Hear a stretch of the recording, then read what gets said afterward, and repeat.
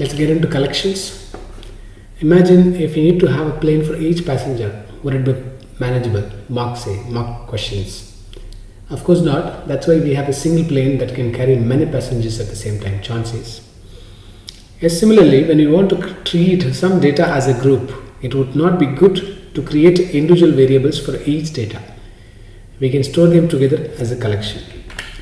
There are many collection data types which are supported by programming languages.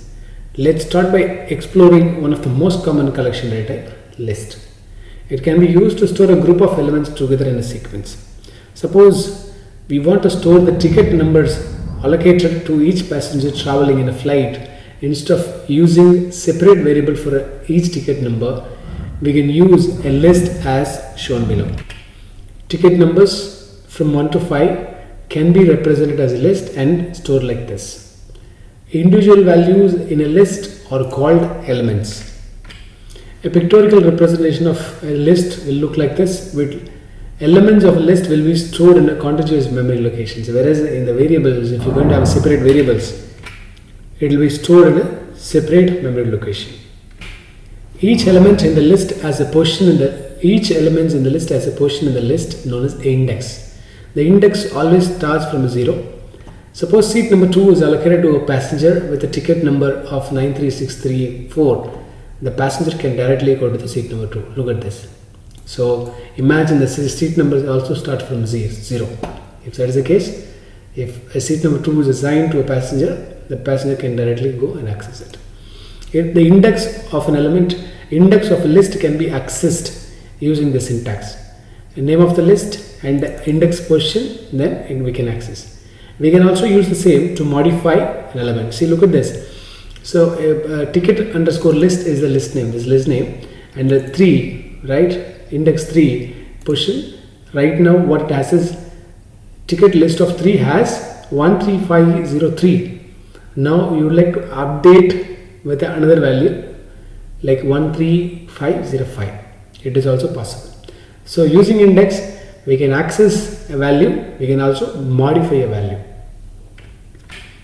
Just like how we cannot allocate 100 first seat to a passenger in a 100 seat plane, we cannot access values beyond the total number of elements in the list. For example, print ticket list of 5 will result in index out of bound, because the number of indexes we have is starting from 0 to 4. When you try to access 5th index, right, which does not exist, will throw index out of bound error. List in Python, we have to create a list. This is how there's a syntax we use to create a list, and we can have values, right? Values of homogeneous and heterogeneous elements. If you look at this, all are strings. It is a homogeneous, same data type. And here, heterogeneous. It has string, it has number, right? We can have combination of all. And this is syntax which is used to create a list with a known size and unknown elements. So if you know that a list is going to have 5 elements, we can create a list like this. And to get to know the length of a list, len function is being used. Len and list name of the list. Random access, random read and write is possible, and randomly sometimes if you have taken the length of the list, it's going to show as 10. So randomly you can say sample list of 2, sample list of 8, sample list of 9, all that you can do. Random. The same way we can randomly write also. Remember, lists are mutable, right? Strings are immutable, which means an element of a list can be modified, but a letter in a string cannot be modified. But a string value completely we can overwrite, but that's a different story. But an index, right? A list is also, string is also stored like index by index. It can also be accessed by index, but we cannot modify a string element. That is why they say strings are immutable, list is mutable. List also supports some more operations like append is possible. You can have new list, right? So we'll work out some of the exercises, and we'll try out the exercise and understand how it works. See, look at this. List of airlines is the list name. It has 3 values: AI, EM, BA. Air India, Emirates, and British Airlines. So list of airlines. If you're going to print the list of airlines, right? Imagine if you're going to print only this. Let me comment the rest and let's try to print this. So what will happen? Comment three single quotes can be used to comment. I think 3 double quotes also could be used to comment. List of airlines, it prints, it is showing us. List of airlines, that's the message we have got. If you skip the message, it does not give any message and simply will give a value alone. A list will be shown like this. If you want to access, if you like to access a particular element, right? Print of list of airlines. Let's say randomly I would like to access. Look at this, 0, 1, 2. It returns this. Randomly I would like to write random write. Let's say random 1. Randomly I like to write a value a instead of a. Let me have bi. So list is mutable. You can change. Look at this, right? And now if you're going to have print it, you will understand. Let's print after this. So EA become BI. EA become BI because is it list of airlines index 1. So this particular portion value is being changed to BI. So let's try accessing another segment.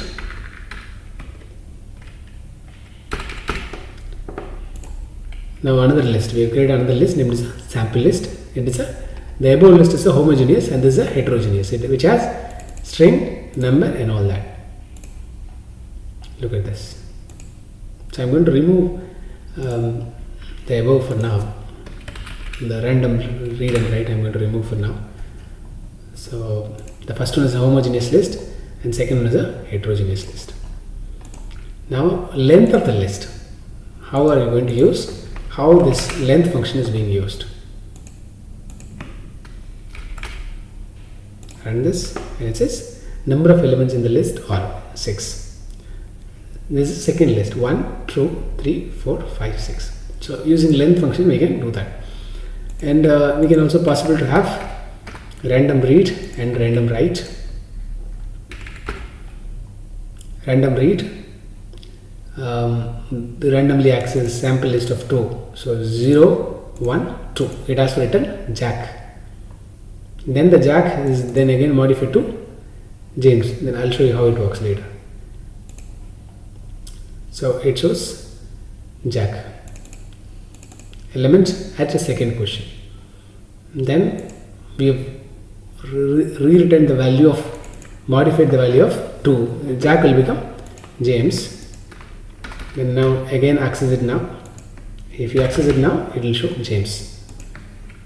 So previously it was Jack. After the modification, it became James. So the value of sample list of 2 is overwritten with James. Here it is. Then how to add element at the end of the list. So we are adding sample list, right? There's a list, sample list, there's a list, heterogeneous list. At the end of the list, we are going to append James. So currently, Mark, Jack, John. Now James also will be included. Look at this, James. Previously it was not there. Now it is appended. It is being added at the end. How to combine two lists? So we have two lists, namely new list and sample list. So this is equal to the function which they have mentioned. This is equal to sample list is equal to sample list plus new list. The code which talks about sample list plus is equal to new list, which means sample list is equal to sample list plus new list. So we know that sample list is a heterogeneous list, new list is a homogeneous list. The homogeneous list has, we are creating a new list. Where it is? Yes.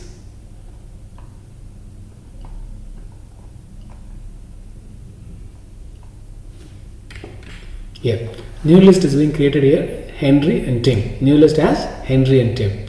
Now appending this, sample list is equal to sample list plus new list. Henry and Tim will be appended at the end. Then try after let's say print after combining these two lists. Okay, after combining two lists. So we had the first list, then we have Henry and Tim is being appended, is being added at the end, right? Then what is the next operation? How to combine? Another way to combine a two list. Sample list is equal to sample list plus new list.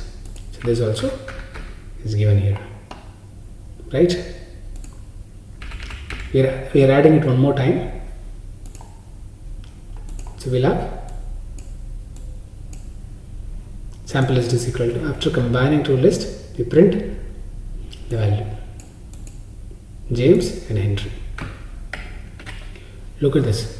Since we have added it, since we have done a manipulation again, since second way also we tried. So one more time, Henry and Tim, which is present in the new list, is appended to the sample list.